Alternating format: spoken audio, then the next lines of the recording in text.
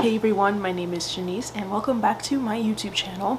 Today I will be comparing the short story Cat Person by Kristen Roupenian with the film adaptation that came out in 2023, also called Cat Person. Now, for those of you who don't know much about this short story, it kind of took the internet by storm in 2017 when it was published in the New Yorker. This is a modern millennial online dating story in the worst ways possible. It is very realistic in depicting just the modern landscape of online dating from the perspective of young women. So what this short story is about is we follow a college student, a college sophomore named Margot. So she works at an art house cinema. She herself isn't necessarily a film snob.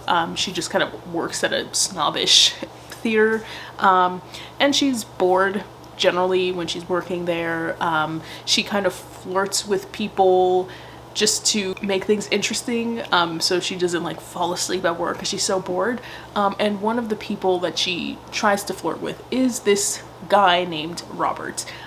So he walks in, he buys popcorn and red vines, and so she makes a joke about how no one buys red vines. He seems to not take it like a joke. He's kind of offended. He walks away, that's it. But Robert keeps coming back, and him and Margot kind of start texting each other, start talking, and eventually they do go on a date.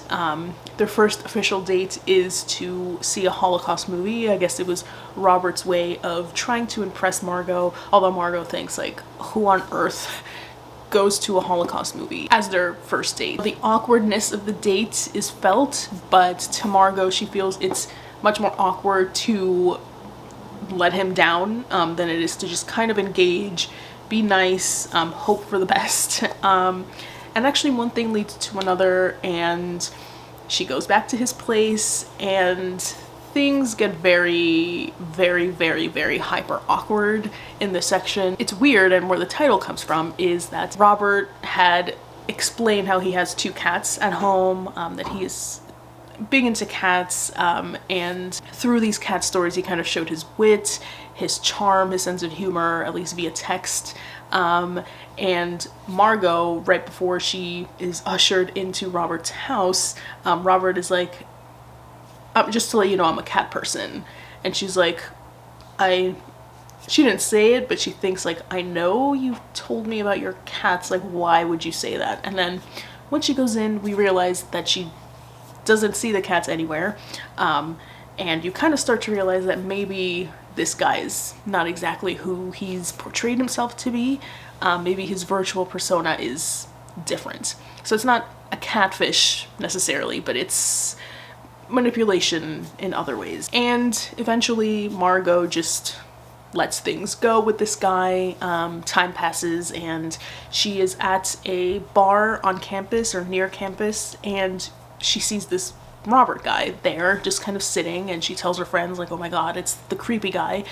They all protectively usher her out, and then that night Robert proceeds to text her and harass her by texting. First it's like insecure questions, and then the last text that we see in the story is very misogynistic and, you know, prone to violence. So it's a dark and very bleak look at modern dating. I actually really like this story. It has a lot of controversy because one, I guess people don't find the characters likable, and that's certainly true. I mean, they're not meant to be. Margot is more of a thinker. She's not a doer. She's very insecure about hurting other people's feelings, and she's kind of a jerk, but also, you know, she assumes a lot of Robert without truly knowing what Robert is thinking, but also she has a point with all of her assumptions. This is really a look at how women feel when they approach men, when they're dating men, the fears that we might have that are kind of a protection. They're there to safeguard our feelings and the potential of, like, you know, getting killed, which is very much a possibility.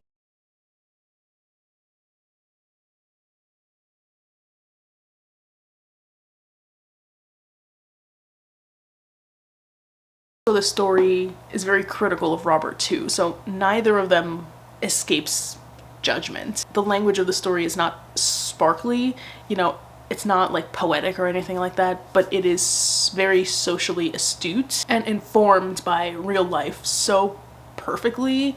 I could relate to Margot in many ways. The anxiety of the writing and the second guessing and the psychological processing reminds me a lot of what Sally Rooney does in her work. Both the characters, or I mean, we are really in the mind of Margot, but the characters are like really honest, really honestly written. All their flaws are on display, and it also like makes the reader throughout the whole story kind of judge them even more, because we almost think like, oh, if we were in that situation, like we wouldn't do that. We see all the red flags from the beginning. You know, we feel like good about these people being kind of dumb, a bit of like Schadenfreude, but in the end it kind of turns it around and we see that actually one of them was kind of justified in their assumptions. I think we have maybe all met somebody who their nice persona was kind of like a facade for anger and frustration, and the nice personality was like just a way to get at you, to manipulate you into opening yourself up. Yeah, I think this just does a really great job of psychological thinking through of everything, of the anxiety, of the overthinking, of the second guessing, of the craziness of dating in general. So I really like this story, and just to mention, this was part of the collection You Know You Want This, which has been republished with an extra story in it. The republishing is now called Cat Person and Other Stories, which kind of lets you know the quality of the other stories, unfortunately, but yeah, Cat Person is a highlight, just to say the least. So now moving on to the film adaptation, which came out last year. It stars Emilia Jones, who was the star of Coda, which won the Best Picture Oscar a few years ago. It also stars Nicholas Braun, who is amazing in Succession. He is such a comedic actor. He's fantastic, but this we see more of his dramatic side as well. So two great actors, and this is directed by Susanna Fogel, who directed Booksmart also a few years ago. That movie I did not really like, but it was a smash hit. So yeah, she directs this, and you can kind of see her authorial touch. You can see the kind of stories that she's interested in by her choosing to direct this. So this is, I mean, it is an adaptation of the whole story and some. So you do get the heart of the story. You get Margot, you get an older man, Robert, incredibly awkward dating scenarios, and the fallout of that.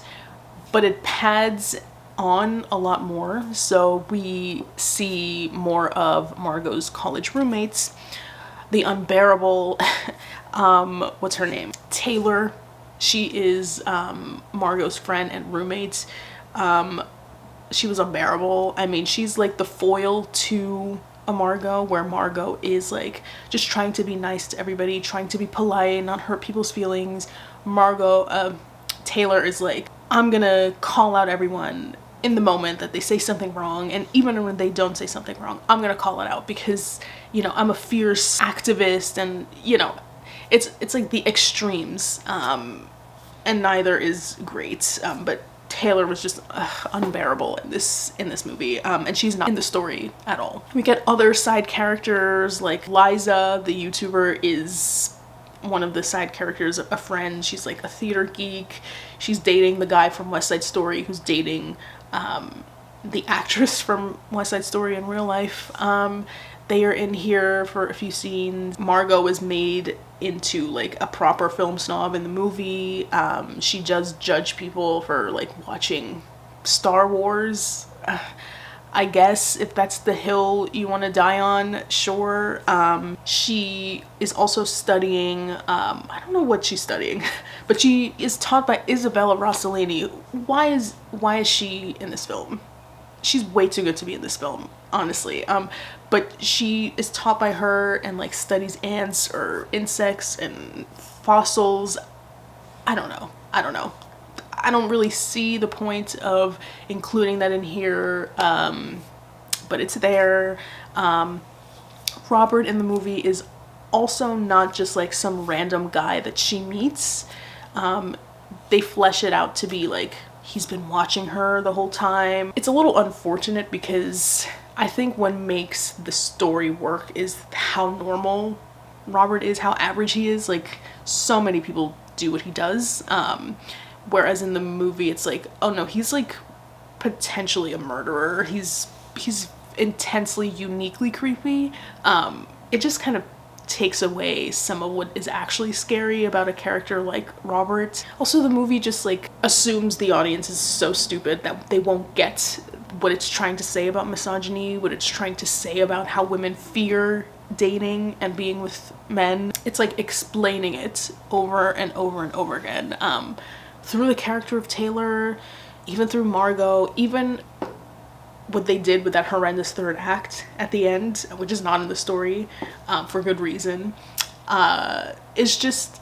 It's doing too much. It like doesn't have faith in itself or its audience. The way that it made introspection more filmic was also kind of cringe. You know, characters talking to themselves, dreams that are obviously dreams that, like, you know, the character all of a sudden like wakes up and it's like, oh, that wasn't real, that was their dream. But it's like obvious, you know, because this is not a horror movie in the slasher sense, so like that scene is not real. Your trick isn't tricking, because it's like, we know. Yeah, and I think Nicholas Braun and Emilia Jones are great individually, but I don't know, something like didn't work, and not in the expectedly this is awkward, they're not clicking kind of way, and like something else is missing. But I think they're both great actors, don't get me wrong. There's also like this outrageously bad scene where Margot and her mom are like doing this Marilyn Monroe performance for Margot's stepdad. Again, it's like the movie hitting you over the head with like, you see how movies are always portraying women to be inferior and to be almost servile to men. It's like, we know, like that scene wasn't necessary. The overall commentary on Star Wars was unnecessary. It was just a lot. It was too much. So unfortunately for me, the adaptation just doesn't really work. I would give it like 1.5 stars. I would give the short story 3 or 3.5 stars. If you want a good laugh, maybe just watch the movie for kicks, but not a top quality adaptation, sadly. So yeah, that was this month's book to film addition to the series. I actually like the idea of short stories being adapted into feature films or like TV shows or something. I've also heard that You Know You Want This / Cat People, Cat Person and Other Stories is being made into like an HBO series where each story is its own episode. That might be more of a fit for the short story collection as a whole. So we'll see if that's actually going to happen. But other than that, thank you so much for watching. Let me know if you've read Cat Person. Oh, I failed to mention there's this controversy as well for the story because apparently it took a lot of Alexis Nowicki's real life experiences and just kind of fictionalized it. There's like a lot of controversy as of late of like auto-fiction or semi-autobiography, like the show Baby Reindeer, which is phenomenal to me. Like, I don't know. I guess the wrong thing is Kristen didn't give Nowicki any credit. I could definitely see that being wrong, but in general, like, I don't know, fictionalizing real life events is very common in literature and storytelling. So, but anyway, just thought I'd mention that because it is something to mention when talking about Cat Person. But yeah, other than that, thank you again for watching, and I will see you all next time. Bye.